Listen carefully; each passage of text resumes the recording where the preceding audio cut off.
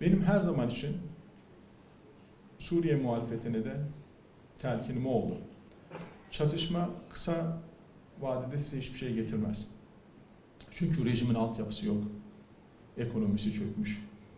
Nüfusunun yarısı gitmiş, isteyerek göndermişler. Rejim güvenliği adına kendisi gibi olmayan, azınlık mensubu olmayan herkesi göndermişler. Gitmelerini istemişler.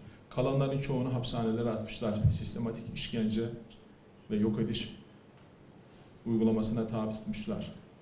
Yani neredeyse Netanyahu'nun Gazze'lilere reva gördüğünü Esad o dönem Suriye halkına reva gördü. Şimdi bizim böylesine yaygın bir zulmün karşısında olmamızdan daha doğal bir şey olamaz.